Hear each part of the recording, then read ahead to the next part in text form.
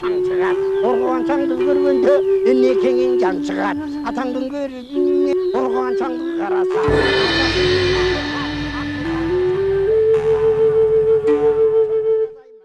Assalamu alaikum hurmatly telegörüşçüler. Kayradan sizler bilen Başkan Oğayt Manastay teleberүүbüzdü başlayız. Bugünkü bizdin teleberүүbüz Azerbaycan Respublikasının Baku şaharında ötüp atkan UNESCO'nun 8-ci sessiyasından alınıp berilet. Bugün mına menin artımda Kırgızdın belgilүү bolup kalgan bugünkü günde çıkan süreççilerinin biri Canibek Raydın tartkan sürettörü bu Manas epopeyasındagı 3 yıllık boyunca tartılgan sürettör. Birinde Kökötöydün aşı, ikincisinde Kanike Yenevist'in, Çeyir Yenevist'in Senetey atabızdı alıp Bukardı göstey gete turgan uağı Avuke Göğüştör degen süret. Alem 3. sürette olsa Seyitek atabızga baylanışkan epizod alınıp tartılgan. Bu sürettör bekerinden alıp gelingen yok Baku jergesine. Sebebi Baku şaharında ötüp atkan uşul UNESCO'nun 8-ci sessiyasının konvensiyasında materialдык эмес bağlılıklardı kattoo tizmesi karalып atat. Bu tizmege algaçında 11 bağlılıkты karaştı. Alemi giyinkisinde olsa 30 bağlılık. Ошол 30 bağlılıktın içinde 18-ci yıl Kırgızdın 3 ülkege girip oturat. Manas Senetey Seyitek 3 ülkege sүйүндүрө кетчү нерсе бул ушул Кыргыздын эпосу бир добуштан кабыл алынып кызуу катталды. Мына ушул жөнүндө биздин репортажыбыз болмокчу.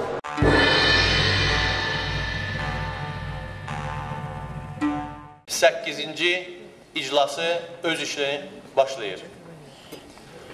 Çox əlamətlər faktordur ki, bu sessiyanın keçirilməsi məhz UNESCO'nun qeyri-maddi mədəni irs qorunması haqqında konvensiyasının 10 illik yubileyi ilə həsr edilmiş silsilə tədbirlərin çərçivəsində keçirilir.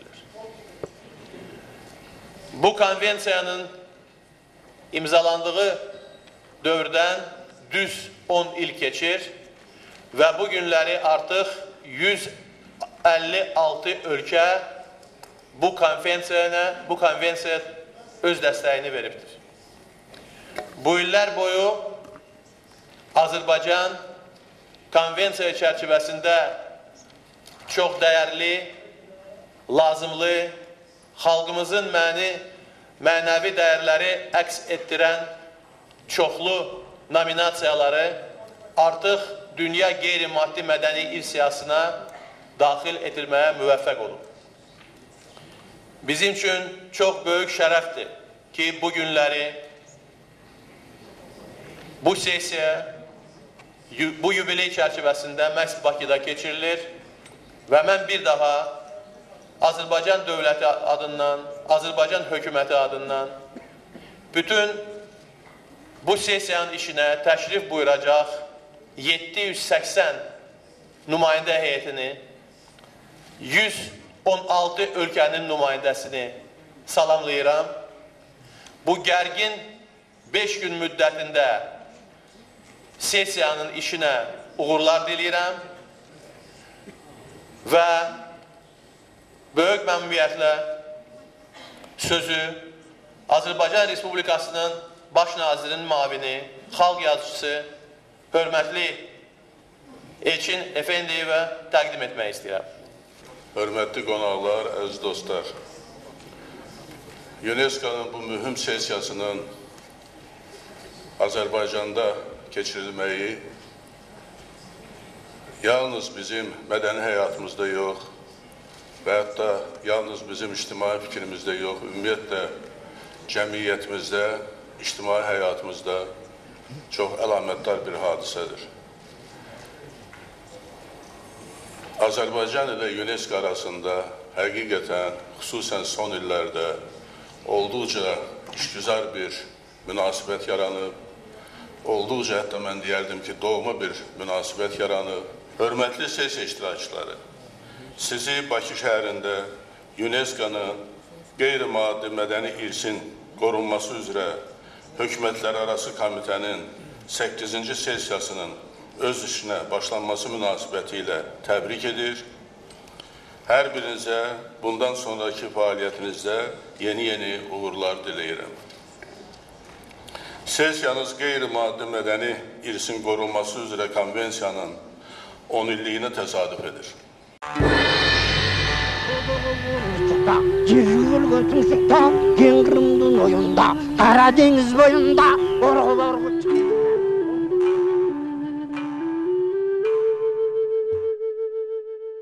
Конечно, мы придаем очень большое значение тому, что юбилейный год ЮНЕСКО проводится в Азербайджане, и мы сделали все, что мы можем, чтобы, как говорится, обустроить и саму конференцию, и гостей, и, по традиции, в общем-то, Азербайджан страна гостеприимная, и мы делаем все, что можем. Ну, конечно же, мы придаем очень большое значение работе ЮНЕСКО. Я сама как эксперт и как искусствовед, я очень много пишу о роли ЮНЕСКО, и реально нужно видеть эту роль, потому что, если вы, наверное, не помните, вы еще молоды, но в 70-х годах, когда традиционное искусство, нематериальное наследие вообще как бы так не было в поле зрения людей, как наследие, стоящее того, чтобы это беречь, фактически это ЮНЕСКО, это движение в защиту, в сохранение нематериального наследия, это началось именно с концепции ЮНЕСКО. И поэтому я сама, как специалист по азербайджанской традиционной музыке, я могу сказать, какую большую роль сыграла вот именно это движение ЮНЕСКО, эта концепция ЮНЕСКО для повышения роли и ценности традиционного искусства. Я думаю, что и вы, после того, как Манас был принят ЮНЕСКО, сами почувствовали, как общество меняется, как общество начинает иначе воспринимать даже то наследие, которое мы считаем, это наше родное, это наше все, как говорится, мы все равно знать, что это имеет международную такую ценность, что это явление, которое входит в фонд международного наследия всего человечества, это, конечно же, очень важно. И в этом смысле, я думаю, может быть, поэтому мы придаем такое большое значение роли ЮНЕСКО и деятельности ЮНЕСКО. Ну и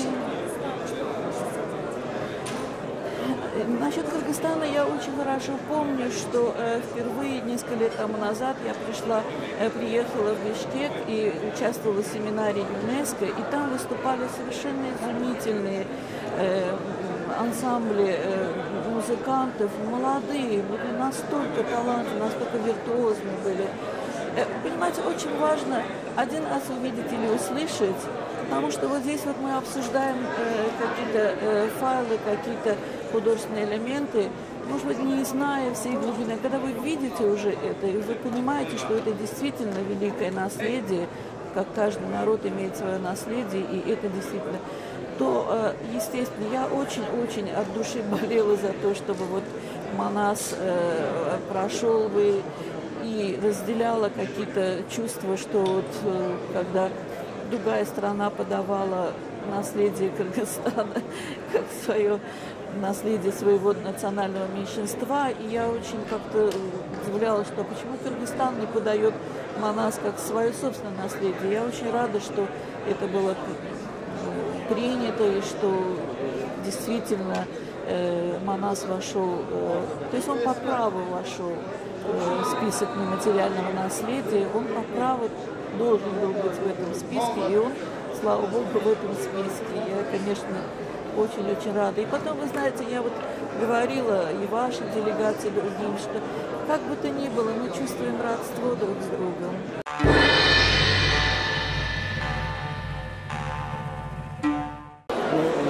Мы, японцы, японское правительство, очень высоко оцениваем это материально-культурное наследие ЮНЕСКО.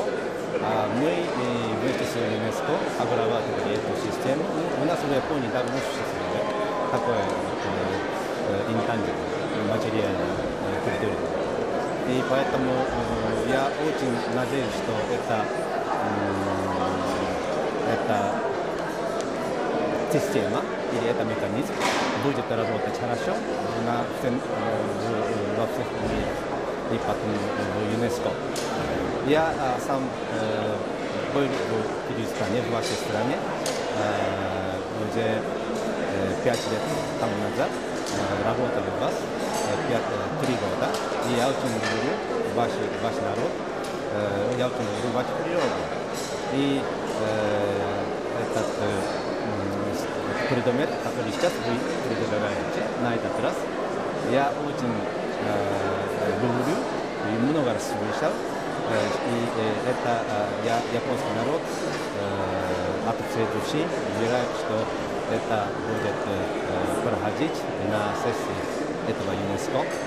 Естественно, это зависит от решения комитета и членов комитета. Но я очень надеюсь. Великая поэзия Кыргызстана в отношении Манас и его окружающих людей, каникей и так далее. Jirgülgün tümsükta, Kengrimdin oyunda, Kara deniz boyunda, orgu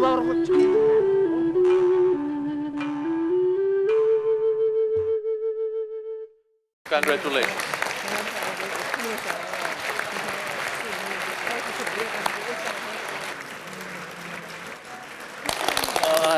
The floor is given to Kyrgyzstan, please.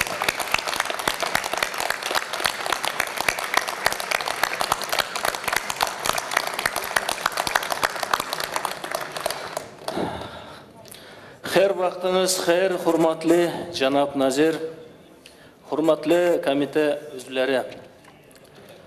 Dear participants of the meeting, Honorable Chairman and members of the Secretariat.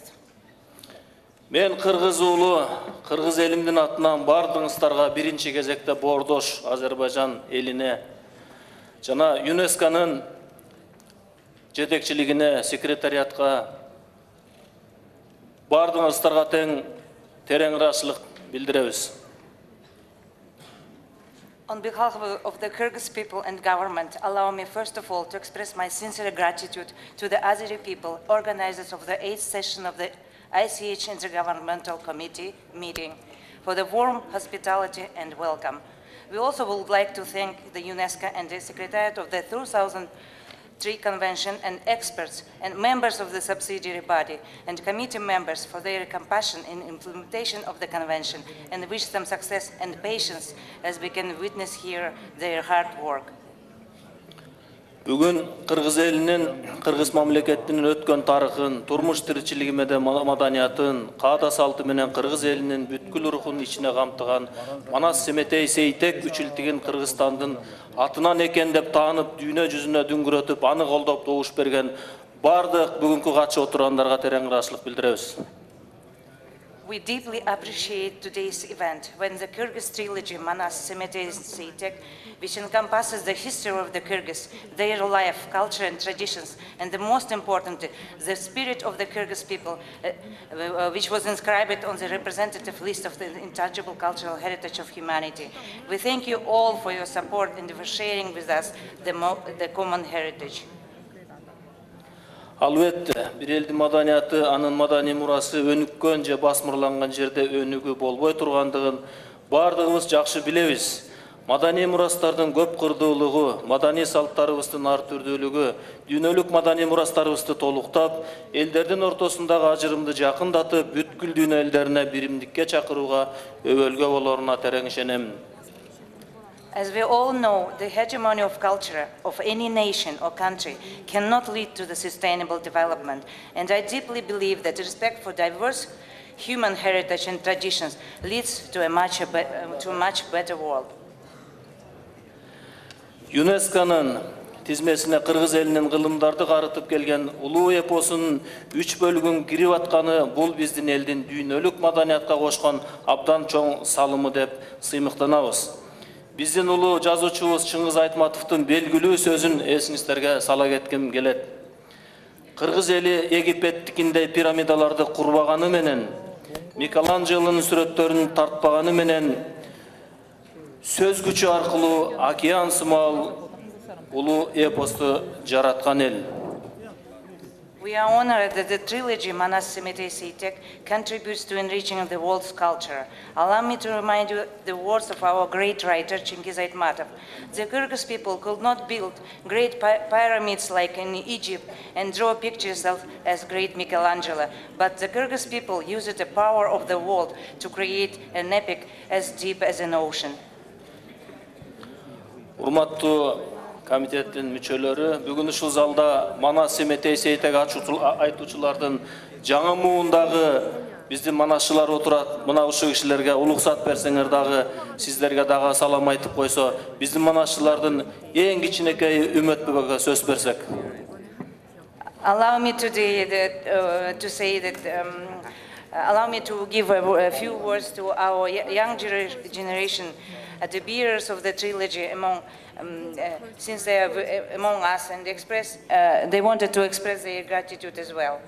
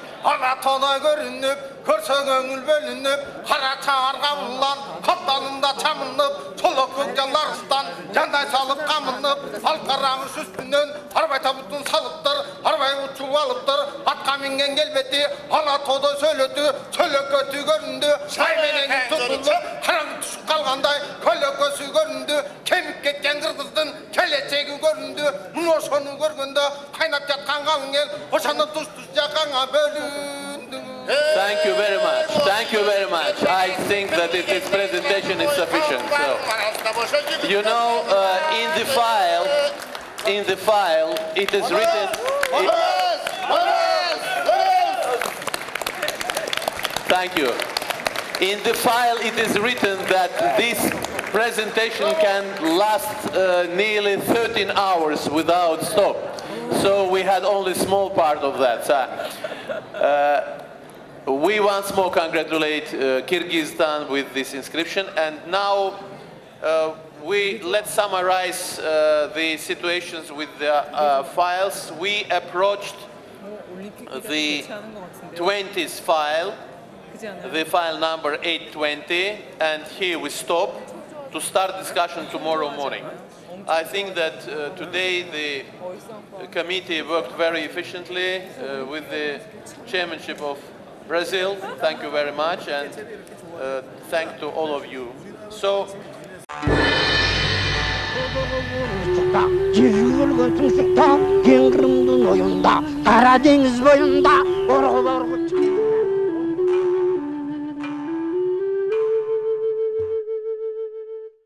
Урматтуу кыргыз элим, кыргызстандыктар дүйнө жүзүнө жашап, иш сапары менен чыгып кеткен бардык кыргыздарга кайрылгым келет. Бүгүн тарыхый күн. Кудайым буйрса, 3 жылдык эмгегибиздин акыбети кайтып, бүгүн ЮНЕСКОнун баалуулуктар, маданий баалуулуктар тизмесине кылымдарды карыткан кыргыз эпосу Манас Сейтек кыргыздын эпос экенин тастыктап, ташка тамга баскандай кыргыздын эпосу Манас эпосу деп бүгүн тарыхый чечим чыкты. Ушул тарыхый чечим менен мен эл журтумду куттуктаймын. Манас 6 айдан Алатоого чейин үзүлгөндү, улаган, чачылганды жыйнап келген улуу кыргыз каганатын түзгөн Манас атабыздын руханий руху келди Кыргызстанга деп ойлоп атабыз бүгүн. Бизде Кыргызстанда Манас атабыз айткандай ынтымакка биригели, бирибиз аңдып тоорушпай, биригип, бир тамырдын каны болуп, бир угуттун даны болуп, элибиз үчүн, кыргыздын келечеги үчүн, кыргыздын экономикасын көтөрүп, социалдык абалдарын көтөрүп, элдин турмушун оңдоп, Манас атабызды алдыга коюп, руханий маданиятыбыздын алдына коюп туруп, келечектүү Кыргыздын турмушун түзөлү, урматтуу замандаштар. Бардын артынан куттуктаймын. Жеңиш.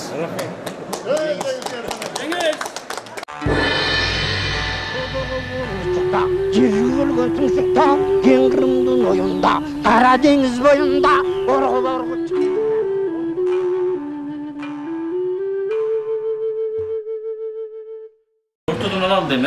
Мына ушул Бакудагы өтүп аткан 8-чи ЮНЕСКОнун эл аралык конвенциясынын комитетинин жыйынына карата Кыргызстандан келген ушул Манастын үчүлтүгү Манас Семетей Сейтекти номинация катары ЮНЕСКОнун тизмесине киргизүүнү каттоого келген делегациянын ичинде Кыргызстанда белгилүү болгон сүрөтчү Жаныбек Райдын сүрөттөрү дагы ушул Манас тематикасына арналган май боек менен тартылган сүрөттөрү келген. Мына азыр бул жерде ушул Марио Тапшырон гостиницасынын ылдыйкы этажында Жаныбек Рай, Козбек Иманкулов жана Манасчы Камил Мамадалиев үчөө ушул сүрөттөрдү көргөзмөгө дайындап жаткан кез. Мына бүгүн түштөн кийин же Кудай буйрса эртең менен ушу Кыргызстандын үчүлтүгү Манас Семетей Сейтек эпосу каралганы турат. Ошого карата сиз өзүңүздүн ушу сүрөттөрүңүздү алып келиптирсиз. Мындай кандай абалда болуп атасыз? Ушуга бир токтоло кетсеңиз. Толкунданып атам. Эң алгачы. Сүрөт бул адам мындай бир kişine biraz kıyınçılıklar oldu. Ama eştek emes. Anı bağırın ben suyunç bilen kabul alıp Biroq eng negizgisi mına hazır mına saatni qarab turamiz, minut arası bilan turamiz. Eng negizgisi shu Xudoy deb mana satam vasiyati qoldasin deb o'sha 156 mamlakat qatnashgan o'sha cho'g'ilish oldinda o'sha biz mana deb turamiz. Jiyintigini kutib.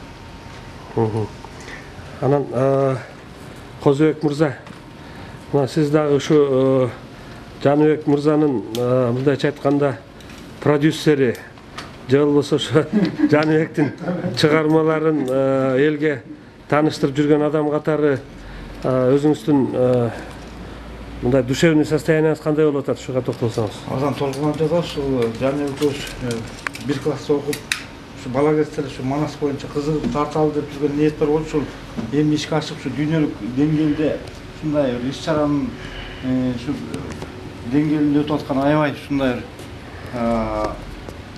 кубанычтуу болуп атат, толкундан жатабыз албетте. Май боек менен тартылган сүрөттөр ушул Манас эпосундагы бир көз ирмемдерди чагылдырган элес болуп атат. Ал эми Манасчы Камил Мамадалиев Манас айтканда ошо Манастын образын, Манастагы болуп аткан окуяларды көздү жумуп алып айтканда көрөт окшойсуң. Ушул сүрөттөр сага кандай таасир калтырып атат? Эми баягы мурунку Сагынбай Орозбактын вариантында тартылган сүрөттөр кара боек менен тартылган сүрөттөр. Ал азыркы учурда мына замандын талабына шайкеш ылайык келген сүрөттөр. Май боек менен тартылган мындай азыркы жаштар дагы ошону үндөп көрүш үчүн ушу май боек менен тартылган сүрөткө таасирленет деген жеке оюм бар. Себеп дегенде биз көздү жумуп алып айтканда же түшкү уктап түш көргөндө албетте биз деле ушу цветной деп айта албайбыз. Болгону мындай булаңгыр болуп көрүнөт. Бирок ошондой болсо дагы ушул сүрөттөр азыркы кийинки муундарга чоң таасир этет деген чоң үмүт менен кара терге түшүп алып ушу ЮНЕСКОнун алдына алып баралы деп азыр чогултуп аткан учурубуз. Бул сүрөттөрдү атайын биздин сүрөтчүбүз Janыбек Рай тарткан. Примерно бир 4-5 ай мурун атайын Таластын бир жеринде эч кимге көрсөтпөй, билгизбей эпостун ичинен алган эпизоддор тартты. Себеби 118 мамлекетте биз сүйлөшүү жүргүздүк. Ошо делегацияны жетектедим. Анан ал 118 мамлекеттин баарында эле Кыргызстанды биле бербейт да. ЮНЕСКОда 196 мамлекет мүчө. Анан Кыргызстан десе Курдистан дейт, жана башка көп нерселерди айтат. Анан бул ЮНЕСКОнун Кыргызстандын астына койгон тапшырмасын толугу менен аткардык да. Файлдарын жасадык, фильм тартып бердик. Бирок ошентсе деле эпостун ичинен эң чоң көлөмү биринчи орунда турган эпос болгондуктан көп суроолорду жарата берет да. Ошондуктан биздин Janыбек Райга айтып атайын мынау сүрөттөрдү жарым жылдын ичинде тартууга туура келди. Миң уккандан бир көргөн дегендей да. Себеби эпосту көрүп эле терең түшүнүк пайда болуп калат. Маселен, Көкөтөйдүн ашы. Бул жерде кандай тарых камтылып турат, бардыгынан эпизод болуп ичинде түшүнүктүү болуп турат. Тайтордун чабышы, Абыке Көбөчтүн тарыхы сөзсүз түрдө биздин уюмга мүчө болгон делегациялардын, мамлекеттердин бул выставкадагы мында чыйыр салышы көп нерсени түшүндүрүп берет.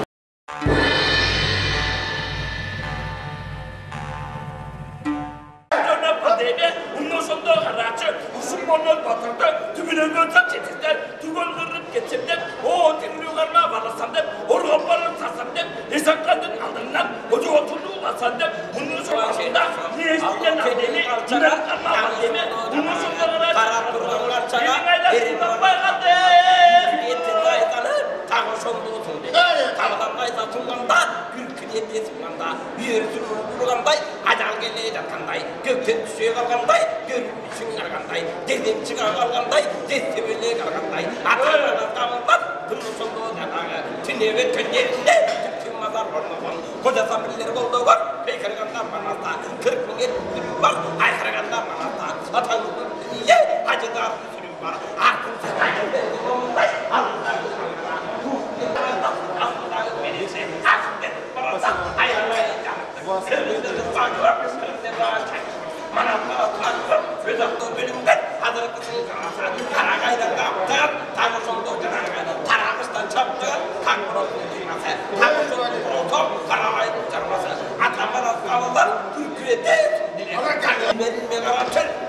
İsmail dayı.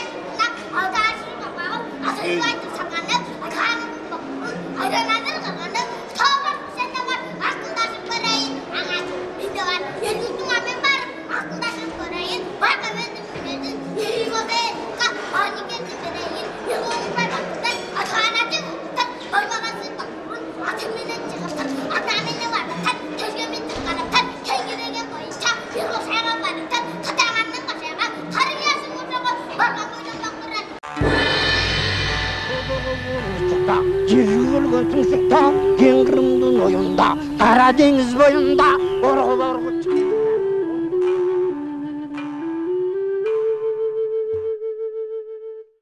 Sarsana mına 27-noyabrdan beri жолдомун да.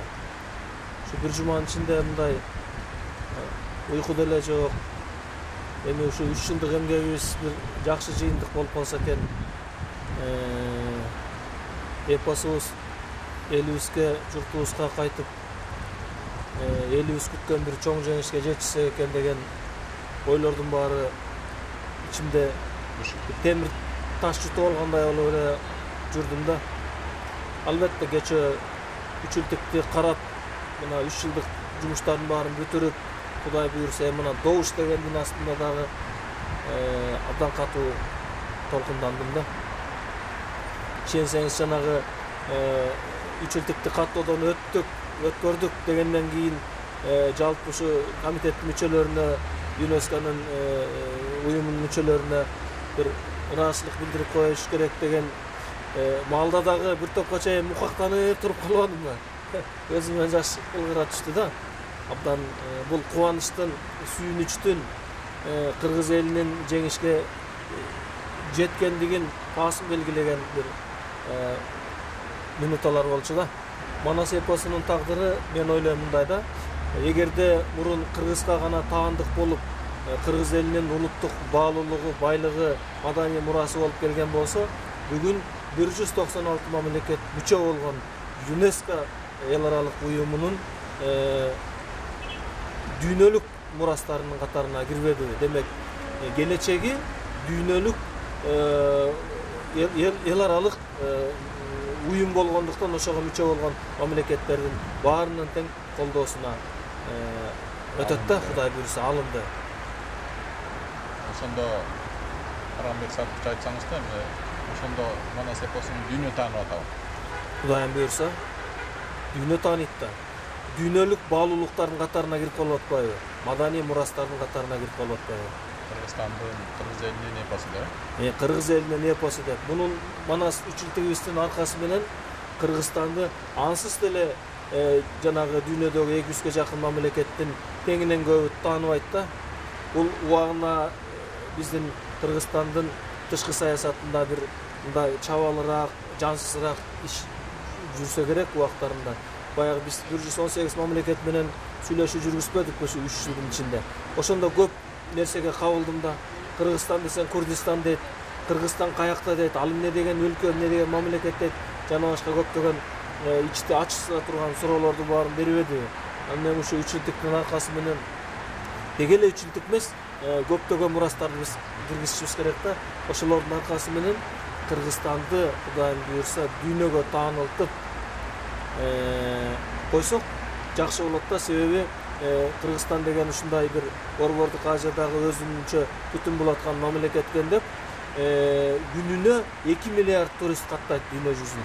Мына ошолордун да бир орчундуу саны Кыргызстанга келип калса, экономикалык жагдайда дагы өзүнүн жакшы плюстарын берет да. Биринчиден, мына Кыргызда айтат го, 50 жылда эл жаңы, 70 жылда жер жаңы деп. Миграциялык процесстер, глобалдаштыруу процесстери жүрүп атканда көчөт. Бир кылымда бир эл бияка көчүп, тияка көчүп, оош кыйыш болгон маалдарда тигил же бул элдин улуттук баалуулуктарын талашуу жаратат. Мына маселен азыр Азербайжан менен Армениянын ортосундагы Нагорно Карабахта канчалык 1000 жылдык болгон тарыхый баалуулуктар биринин бири талкалап койгон учурлар болгон. Мисалы үчүн Иран менен Азербайжандын ортосундагы жана Човганды талашып жаткан жагдайлар бар. Эки Корея мамлекетинин ортосунда талашуулар бар. Биздин Манас боюнча талашуулар бар.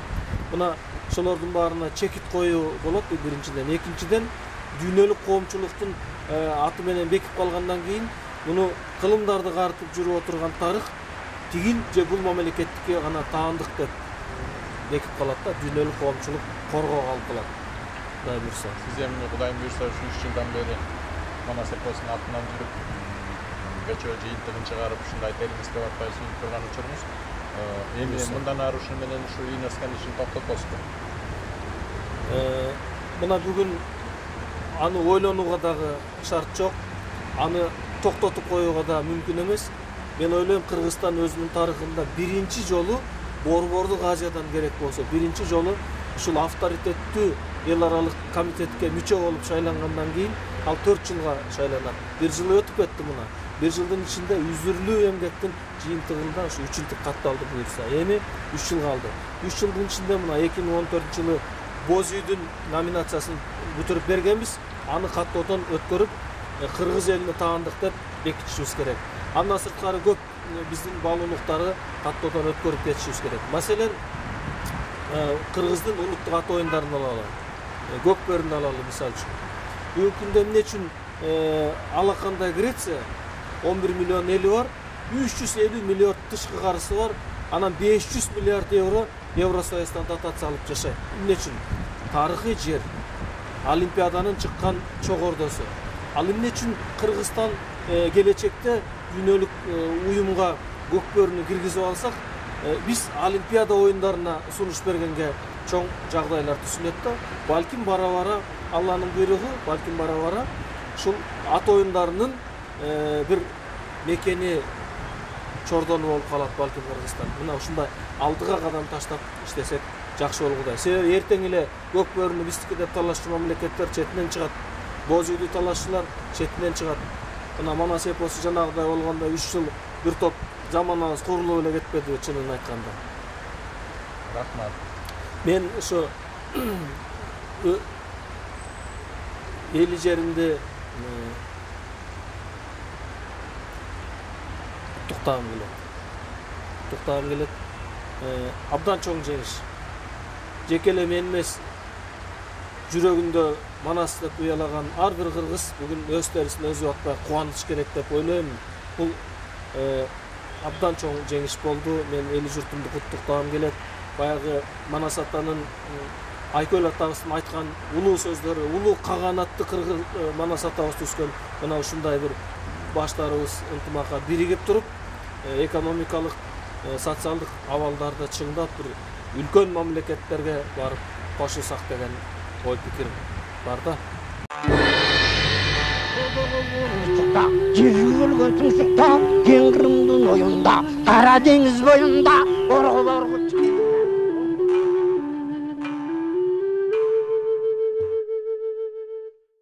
Азербайжан жергесинде Баку шаарында өтүп аткан ЮНЕСКОнун өкмөттөр аралык конвенциясынын 8-сессиясынан алынган репортаж болду.